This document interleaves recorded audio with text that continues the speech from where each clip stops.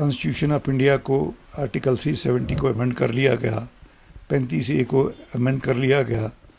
तो इसके बारे में हमारा कहना ये है कि ये गवर्नमेंट की तरफ से सारा फाल्स किस्म का प्रोपेगेंडा जो किया जा रहा है और इसके फ़ायदे गिनवाए जा रहे हैं, हालांकि इसके हर लिहाज से नुकसान ही नुकसान हुए हैं। सबसे पहली बात यह है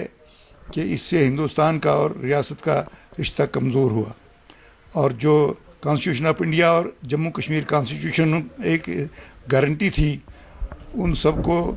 रिडेंडेंट कर दिया गया और सिर्फ महाराजा हरी सिंह जी के एक्सेशन को एक्सेप्ट किया गया।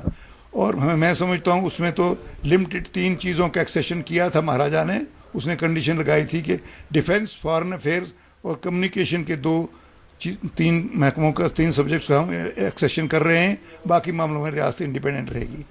तो ऐसी हालत में एक तरह से महाराजा हरी सिंह के उस एक्सेशन पर ही वापस पहुंच करके हम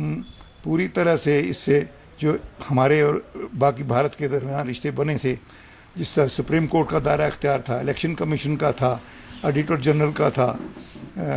सुप्रीम कोर्ट का था, ये सारे रिडेंडेंट हो गए। और अब महाराजा के उस एक्सेशन पर ही दारोमदार है कि हम 3 चीज़ों का एक्सेशन करते हैं। लॉकडाउन जब करना चाहिए था तब नहीं किया, पाबंदी जब लगानी चाहिए थी फॉरेन फ्लाइट्स वगैरह पर, वो तब नहीं लगाई, और आज सारा मुल्क इसके लिए भुगत रहा है। ऐसी हालत में मैं ये भी कह देना कि जम्मू कश्मीर के लोग जो हैं, तो उनको उनके फ़ायदे के लिए ये हुआ, जम्मू कश्मीर के लोगों को नाकाबिले तलाफ़ी नुकसान पहुँचा है और इन्होंने पूरे मुल्क को भी नुकसान पहुँचाया है। इन्होंने सारी पॉलिसी जितनी बनाई हैं उनका गलत प्रचार कल से शुरू कर रहे हैं, आज से शुरू कर दिया है इन्होंने, और हम समझते हैं कि लोगों तक जो है असलियत पहुंचनी चाहिए, और ये हम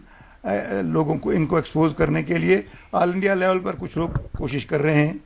और इसके लिए एक फ्रंट बनाने की तजवीज़ भी है।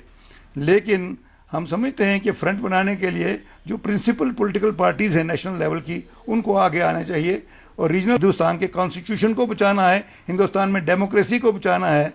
तो इसके सिवा कोई चारा नहीं कि लाइक माइंडेड पार्टीज़ को इकट्ठे होकर के एक मोर्चा बनाना चाहिए और उससे